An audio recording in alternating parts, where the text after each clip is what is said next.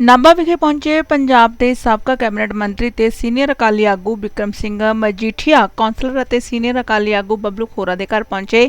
ਇਸ ਮੌਕੇ ਬਿਕਰਮ ਸਿੰਘ ਮਜੀਠੀਆ ਨੇ ਕਾਂਗਰਸ ਸਰਕਾਰ ਤੇ ਤਾਬੜਤੋੜ ਵਾਰ ਕੀਤੇ।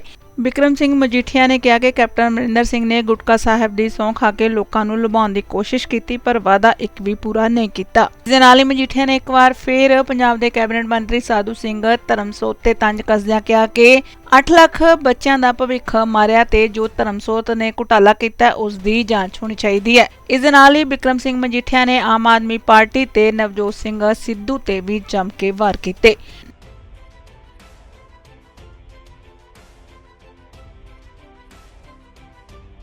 ਹੁਣ ਕਰੀਏ ਤੇ ਕੀ ਕਰੀਏ? ਫਸਲ ਬੀਜਣੀ ਹੈ, ਪੈਸੇ ਨਹੀਂ, ਕਰਜ਼ੇ ਤੇ ਕਰਜ਼ਾ। ਇਸ ਸਰਕਾਰ ਨੂੰ ਵੋਟ ਇਸ ਕਰਕੇ ਪਾਈ ਸੀ, ਕਹਿੰਦੇ ਸੀ ਕਿ ਸਾਰੇ ਕਰਜ਼ੇ ਮਾਫ ਕਰਾਂਗੇ, ਕਿਸਾਨੀ ਬਚਾਵਾਂਗੇ। ਮਿਲਿਆ ਕੀ? 108 ਰੁਪਏ ਦਾ ਚੈੱਕ। ਹੁਣ ਗਲਤੀ ਨਹੀਂ ਕਰਨੀ, ਸਬਕ ਸਿਖਾਉਣਾ ਹੈ। ਵੋਟ ਪਾਉਣੀ ਹੈ ਉਹਨਾਂ ਨੂੰ ਜਿਹੜੇ ਸਮਝਣ ਸਾਡੇ ਦਰਦਾਂ ਨੂੰ।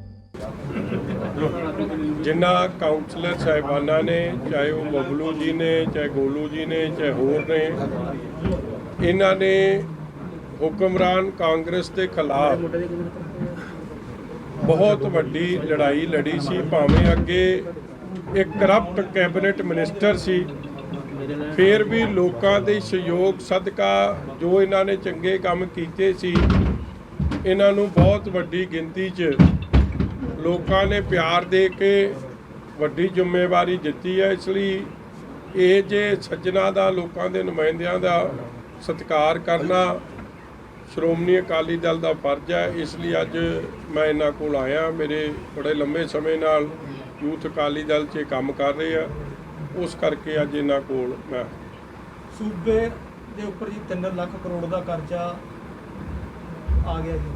एक पासे कैप्टन कह रहे हैं 93% असीं काम करता, नौकरियां देतियां, ਜਿਹੜੇ ਹੈਗੇ नौजवान लगातार नशे के कारण मर रहे हैं। की कहना चाਹੁੰਦੇ? देखो, कांग्रेस सरकार की माड़ी कारगुजारी इस गल तो साबित हुई है। और ये गल मैं पिछले तो पिछले बजट भाषण के दौरान मैं गल की सी।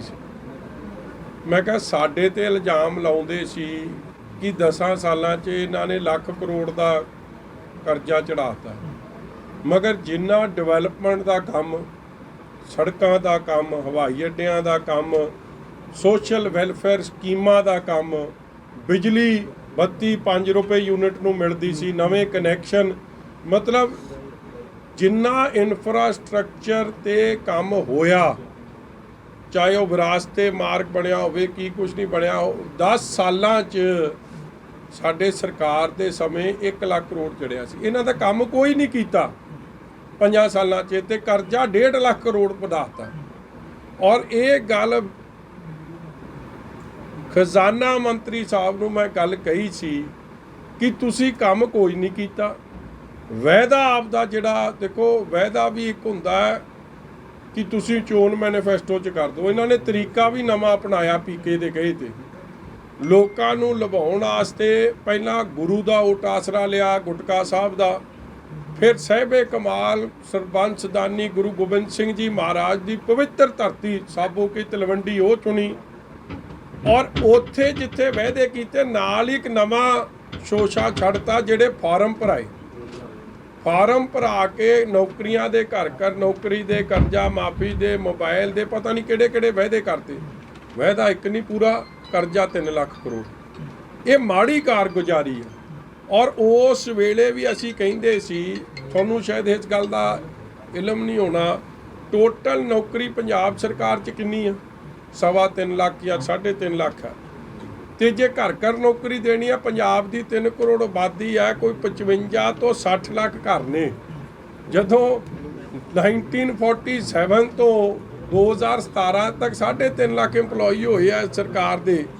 तुसी यह जिहा किहड़ा चमत्कार कर देना सीगा कि तुसी 60 लाख नूं नौकरी दे देनी सी?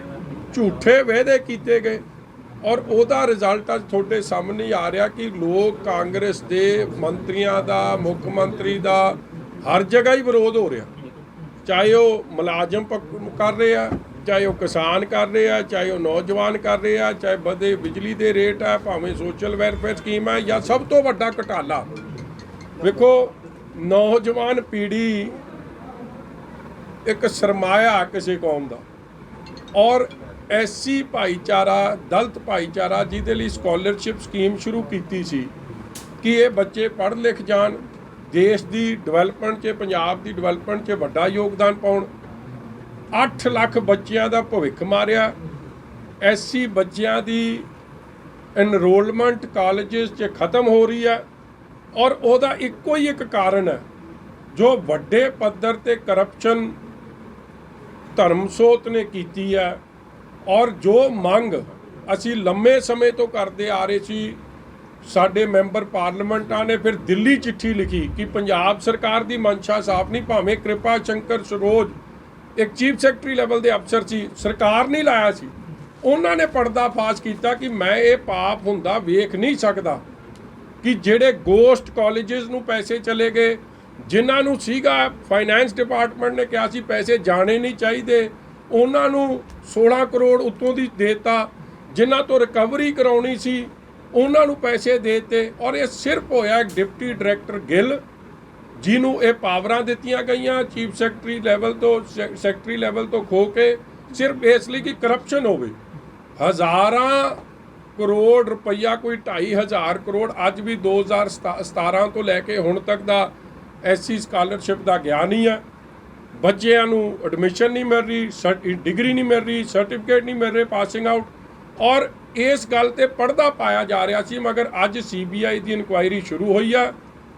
ਉਹ ਦਿਨ ਦੂਰ ਨਹੀਂ ਜਿਸ ਦਿਨ ਇਹ ਸਾਰੇ ਜਿਨ੍ਹਾਂ ਨੇ ਏਡੇ ਵੱਡੇ ਪੱਧਰ ਤੇ ਕਰਪਸ਼ਨ ਕੀਤੀ ਹੈ, ਚਾਹੇ ਉਹ ਮਿਨਿਸਟਰ ਧਰਮਸੋਤ ਹੈ, ਉਹ ਅੰਦਰ ਹੋਊਗਾ, ਕਿਉਂਕਿ ਇਹ ਤੋਂ ਵੱਡਾ ਮੈਂ ਸਮਝਦਾ ਪਾਪ ਕੋਈ ਨਹੀਂ ਕਿ ਲੋੜਵੰਦ ਪਰਿਵਾਰਾਂ ਦੇ ਖਿਲਾਫ ਇਸ ਤਰੀਕੇ ਦਾ ਧੋਖਾ ਧੜੀ ਸ਼ਾਇਦ ਪਹਿਲਾਂ ਕਿਸੇ ਸੂਬੇ 'ਚ ਨਹੀਂ ਵੇਖਣ ਨੂੰ ਮਿਲੀ। ਆਮ ਆਦਮੀ ਪਾਰਟੀ ਨੇ 300 ਯੂਨਿਟ ਫ੍ਰੀ ਦੇਣ ਦਾ ਵਾਅਦੇ ਤੱਕ, ਕੀ ਤੁਹਾਨੂੰ ਨਹੀਂ ਲੱਗਦਾ ਪੰਜਾਬ ਦੇ ਜਿਸ ਤਰ੍ਹਾਂ ਇੰਨਾ ਕਰਜ਼ਾ 300 ਯੂਨਿਟ ਦੇਣਾ ਅਸੰਭਵ ਚੀਜ਼ ਹੈ? ਕੀ ਅਕਾਲੀ ਦਲ ਇਸ ਨੂੰ ਸਸਤੀ ਬਿਜਲੀ ਲੈ ਕੇ ਆਏਗਾ ਕੰਪਨੀਆਂ ਨਾਲ? ਦੇਖੋ, ਇਹ ਜਿਹੜੀ ਪਾਰਟੀ ਹੈ ਨਾ, ਇਹ ਆਮ ਪਾਰਟੀ ਦਾ ਐਵੇਂ ਨਾਂ ਹੀ ਹੈ, ਖਾਸ ਪਾਰਟੀ ਹੈ।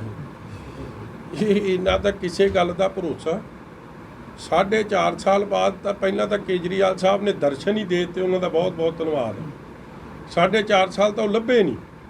ਔਰ ਦੂਜੀ ਗੱਲ, ਤੁਸੀਂ ਇੱਕ ਗੱਲ ਮੈਨੂੰ ਦੱਸੋ ਕਿ ਬੰਦਾ ਨਾਭੇ ਦਾ ਨੁਮਾਇੰਦਾ ਕੋਈ ਚੁਣਿਓ ਤੁਸੀਂ, ਉਹ ਕਹੇ ਨਾਭੇ ਤਾਂ ਨਹੀਂ ਮੈਂ ਕੰਮ ਕਰਾਉਣੇ, ਮੈਂ ਜਾ ਕੇ ਨਾ ਅਮਲੋਹ ਕੰਮ ਕਰਾਊਂਗਾ, ਤੇ ਨਾਭੇ ਵਾਲਿਆਂ ਨੇ ਤਾਂ ਫਿਰ ਪੁੱਛਣਾ ਕਿ ਭਾਊ ਬਣਾਉਂਦੇ ਅਸੀਂ ਤੈਨੂੰ, MLA ਦਾ ਧਿਆਨ ਤੇਰਾ ਅਮਲੋਹ 'ਚ ਰਹਿੰਦਾ, ਅਸੀਂ ਤੇਰੇ ਤੋਂ ਕੀ ਕਰਾਉਣਾ। ਉਹੀ ਹਾਲ ਕੇਜਰੀਵਾਲ ਸਾਹਿਬ ਦਾ। ਜੇ ਕਿਸੇ ਦੀ ਮਨਸ਼ਾ ਸਾਫ਼ ਹੈ, ਜੇ ਇੰਟੈਂਸ਼ਨਸ ਚੰਗੀਆਂ ਨੇ, ਜੇ ਸੋਚ ਇਮਾਨਦਾਰੀ ਵਾਲੀ ਹੈ, ਤੇ ਹਾਲੇ ਤੱਕ ਦਿੱਲੀ 'ਚ ਕਿਉਂ ਨਹੀਂ ਮਾਫ ਕੀਤੇ ਜੀ 300 ਯੂਨਿਟ? ਔਰ ਦਿੱਲੀ 'ਚ ਸ਼ਾਇਦ ਸਭ ਤੋਂ ਵੱਡਾ ਧੋਖਾ ਕੀਤਾ। ਔਰ ਪੰਜਾਬ ਦੀ ਜਿਹੜੀ ਬਾਦਲ ਸਾਹਿਬ ਨੇ ਸਕੀਮ ਸ਼ੁਰੂ ਕੀਤੀ, ਉਸ ਨੂੰ ਫੇਲ ਕਰਨ ਦਾ ਇੱਕ ਸਿਸਟਮ ਬਣਾ ਲਿਆ। ਦਿੱਲੀ 200 ਯੂਨਿਟ ਮਾਫ ਹੈ, 300 ਨਹੀਂ ਹੈ। ਇਸ ਤੋਂ ਹੀ ਪਤਾ ਲੱਗਦਾ ਕਿ ਜਿਹੜਾ ਬੰਦਾ ਆਪਣੇ ਲੋਕਾਂ ਨੂੰ, ਜਿਹੜੇ ਮੁੱਖ ਮੰਤਰੀ ਉਹਨਾਂ ਨੂੰ ਚੁਣਦੇ ਆ, ਉਹਨਾਂ ਪ੍ਰਤੀ ਤਾਂ ਬੇਈਮਾਨ ਹੈ, ਤੇ ਆਪਣੇ ਪ੍ਰਤੀ ਕਿੱਥੋਂ ਇਮਾਨਦਾਰ ਹੋ ਜਾਊਗਾ? ਇਹ ਇਕੱਲਾ ਇੱਕ ਵੋਟਾਂ ਦਾ ਬਰੀਡਿੰਗ ਗਰਾਊਂਡ ਉਹਨਾਂ ਨੇ ਬਣਾਇਆ ਕਿ ਹੁਣ ਜਿਵੇਂ ਬਰਸਾਤ 'ਚ ਡੱਡੂ ਨਿਕਲ ਆਉਂਦੇ ਨਾ, ਉਸ ਤਰ੍ਹਾਂ ਹੁਣ ਆਇਆ ਸੀਜ਼ਨ, ਝੂਠ ਸੱਚ ਬੋਲੋ ਤੇ ਪਾਰ ਜਾਓ। ਦਿੱਲੀ 201 ਯੂਨਿਟ ਹੋ ਜੇ ਤੇ 201 ਦਾ ਬਿੱਲ ਆਉਂਦਾ ਸਾਰੇ ਦਾ। ਔਰ ਸਭ ਤੋਂ ਮਹਿੰਗੀ ਬਿਜਲੀ ਅੱਜ ਦਿੱਲੀ 'ਚ ਹੈ, ਚਾਹੇ ਉਹ ਕਮਰਸ਼ੀਅਲ ਹੈ। ਦੇਖੋ, ਸਭ ਤੋਂ ਵੱਧ ਉੱਥੇ ਦੁਕਾਨਾਂ ਨੇ, ਦੁਕਾਨਦਾਰ ਸਭ ਤੋਂ ਮਹਿੰਗੀ ਬਿਜਲੀ ਪੇ ਕਰ ਰਿਹਾ, ਚਾਹੇ ਉਹ ਇੰਡਸਟਰੀ ਹੈ। ਔਰ 1500 ਕੋਲ ਕਿਸਾਨ ਹੈ। ਇੱਕ ਸਬਸਿਡੀ ਤੁਸੀਂ ਕਿੰਨੀ ਦਿੰਦੇ ਹੋ ਸਾਲ 'ਚ, ਇਸ ਤੋਂ ਸਪਸ਼ਟ ਹੋ ਜਾਂਦਾ ਕਿ ਤੁਸੀਂ ਲੋਕਾਂ ਦੀ ਮਦਦ ਕਿੰਨੀ ਕਰ ਰਹੇ ਹੋ। ਸਾਲਾਨਾ ਸਬਸਿਡੀ ਜਿਹੜੀ ਦਿੱਲੀ ਸਰਕਾਰ ਆਪਣੇ ਲੋਕਾਂ ਨੂੰ ਦੇ ਰਹੀ ਹੈ, ਉਹ 1000 ਕਰੋੜ ਹੈ। ਔਰ ਜੋ ਸਾਲਾਨਾ ਸਬਸਿਡੀ ਬਾਦਲ ਸਾਹਿਬ ਸ਼ੁਰੂ ਕਰ ਗਏ, ਚਾਹੇ ਉਹ ਮੋਟਰਾਂ ਦੇ ਬਿੱਲ ਮਾਫ ਸੀ, ਚਾਹੇ SC ਭਾਈਚਾਰੇ, BC ਭਾਈਚਾਰੇ ਨੂੰ, ਲੋੜਵੰਦ ਨੂੰ 200 ਯੂਨਿਟ ਮਾਫ ਕਰਨੇ, ਜਾਂ ਜੋ ਹੋਰ ਸੀ, ਉਹ 10,668 ਕਰੋੜ ਰੁਪਈਆ ਸਾਲਾਨਾ ਪੰਜਾਬ 'ਚ ਦਿੱਤੀ ਜਾ ਰਹੀ ਹੈ।